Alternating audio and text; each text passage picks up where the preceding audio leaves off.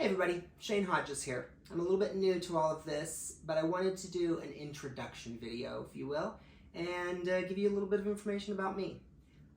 For those of you who don't know me, I'm 48 years old, grew up in a town of 70 people in rural Nebraska back in the 80s.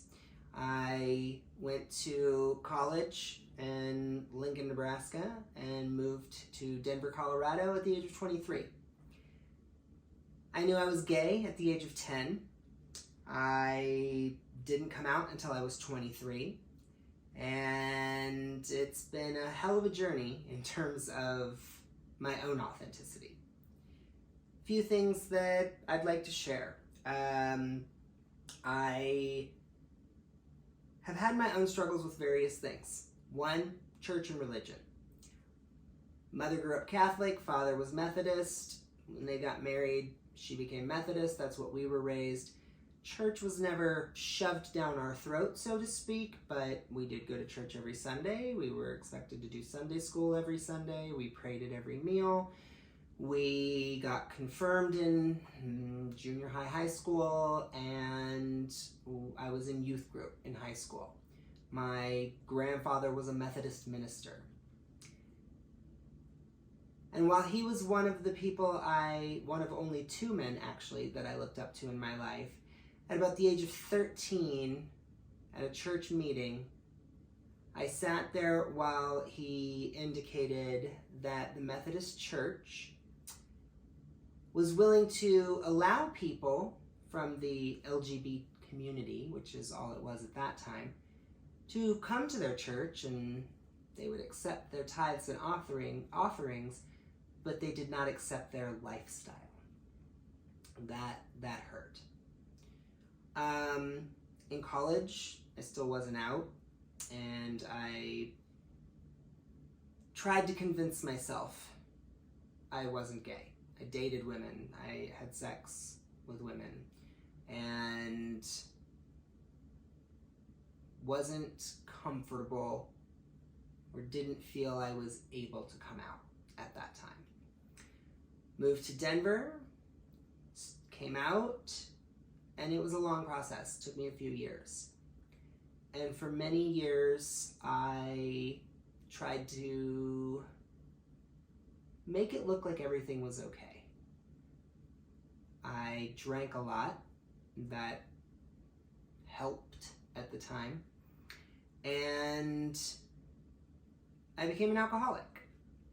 I didn't acknowledge it at the time, but for a period of about 7 years, I can now look back and say, yes, I was an alcoholic. A high-functioning one, but still an alcoholic.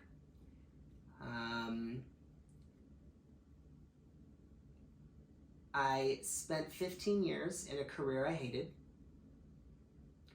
I had convinced myself it was the only thing that I knew how to do and the only thing I could do, before finally realizing the devastating impacts it was having on my mental health.